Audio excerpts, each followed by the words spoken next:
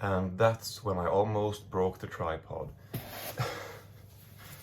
I just picked up a package and was gonna do a quick unboxing, and then I of course dropped my tripod and I think I'd broken it, but I was able to reassemble it. Well, yeah, package time. It looks quite like a big one. It's not, you know, it's a bit bigger than I expected. It's only 5 or 6 Blu-rays, so they must have been packed quite well. But we shall unbox. Today is, I think the summer is creeping along day by day.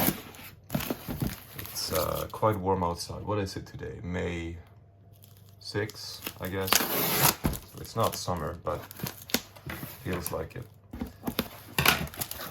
Well, it doesn't really feel like it. It feels like, you know, in the sun, it can be quite punishing, but then you get into the shadow and it's kind of cold.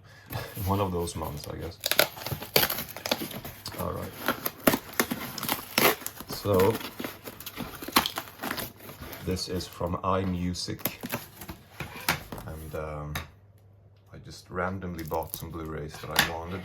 I didn't have any excuse for this, but who needs excuses for Blu-ray purchases other than I'm a film fan. All right.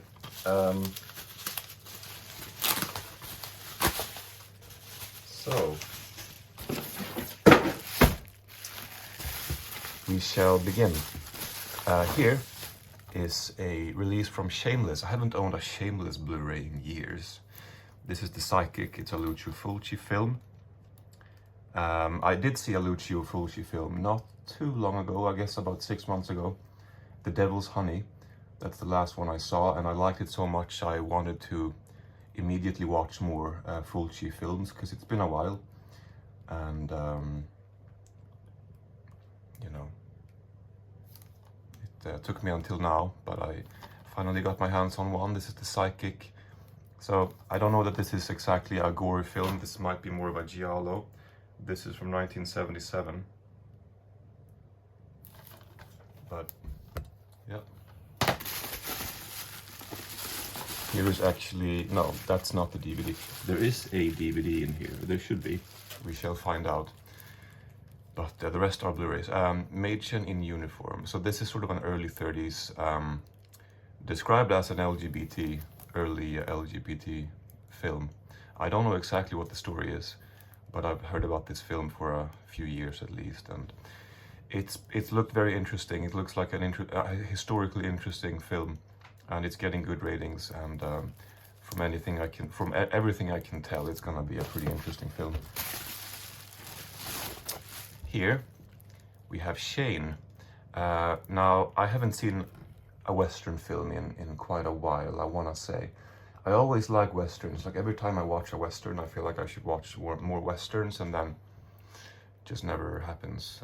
So my Western viewing over the years has been very sporadic, but my love for Westerns have grown as the years have gone on. I suppose when I was in my teens, let's say, if we go back that far, I really did not like them very much. I did watch the Clint Eastwood films, the Sergio Leone films, and I thought they were good, but I just kind of I didn't really like the genre. And then, you know, into my 20s, it was a slow progression of becoming a fan of Westerns. And I don't even know if I can call myself a fan, because that implies knowledge. And I might know more than most people who are not into cinema, but I would not, you know, throw myself into a discussion about Western cinema. I do feel like I have a lot to learn.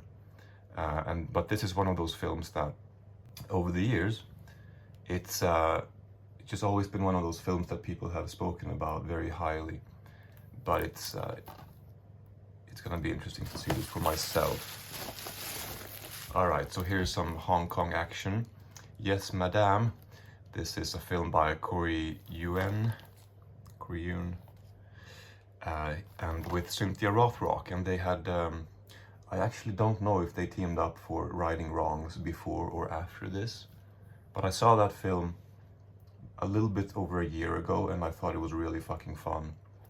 And I remember that day when I watched it, I had a really nice, it was actually a morning I think. and I usually don't watch films like right after waking up, but I decided to watch Righting Wrongs, and it was such a fun time. So ever since then I wanted to get this one.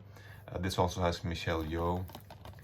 It has some other recognizable faces. I think Choi Hark and Sammo Hung and maybe Woo Ma makes appearances here. Yeah, I think so. I mean, yeah, I can see Sammo Hung's name here. Well, it says produced by Sammo Hung, but I think he appears in it. I mean, I just saw a list of some actors, and I don't know, I mean, how much, maybe he just makes a quick cameo, but I did see their names kind of flicker by. But yeah, so, oh, this is actually Eureka. Well, I think Righting Wrongs, I want to say that was an 88 Films Blu-ray, but I could be wrong, but I'm pretty sure it was. But this is a Eureka film. I mean, a Eureka release. So I'm sure there's going to be some good extras on that. Of course, Shane was also a Eureka release, and Mädchen in Uniform, a BFI release. Here is a film by King Hu that I'm sure you have heard about if you're into cinema. Dragon Inn. I have never seen this. I saw Come Drink With Me when I was 16, maybe, and I really did not like it. I just remember thinking that it was poorly edited, irritating, just a bad movie. I think I gave it like a 3 out of 10. And I haven't seen Come Drink With Me since then. That was definitely an unfair reaction. I just wasn't ready for those kinds of films back then, I suppose. I thought I would like it because I bought this big box set, like I guess a Shaw Brothers box set, a DVD box set with like 5 or 6 movies. I remember the 36th Chamber of Shaolin was in that box set, and I loved that film, so I did like the genre. It's just that the Come Drink With Me film to me appeared very sloppy and poorly made. But again, this is going back 17, 18 years, so I'm not gonna trust my 16-year-old self. So I need to see that again eventually. But then it took me many years, and then eventually I saw well, it actually didn't take me many. It took me a few years, or until 2016. Now that's quite a long time later. And then I bought, why am I blanking on the title? I bought the Blu-ray of his film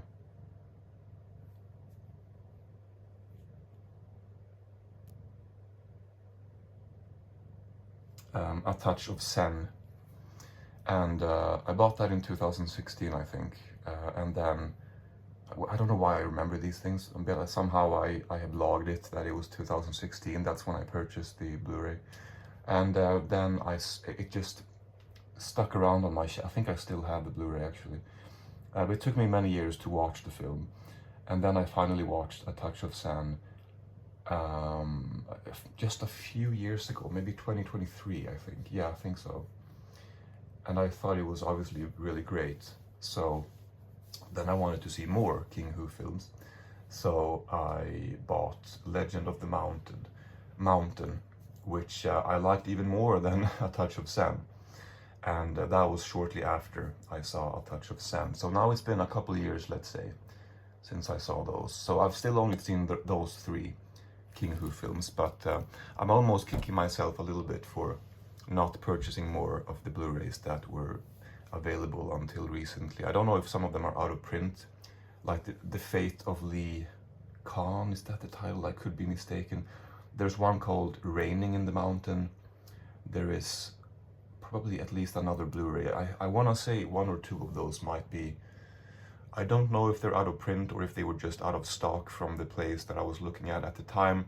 I don't remember these details, unfortunately, but basically I was kicking myself a little bit for not picking the other ones up earlier when they were still available. But anyway, Dragon Inn, maybe his most famous title, or maybe A Touch of Zen is his more famous film.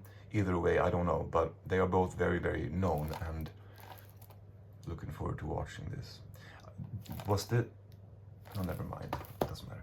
I was gonna say something, but it's unimportant. Okay, here's the DVD. Night and Fog in Japan. So, this is a film by Nagisa Oshima.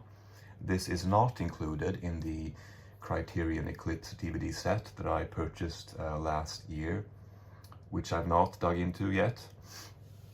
And it is not included in the Radical Japan box set that Radiance Films put out, which I bought last year as well.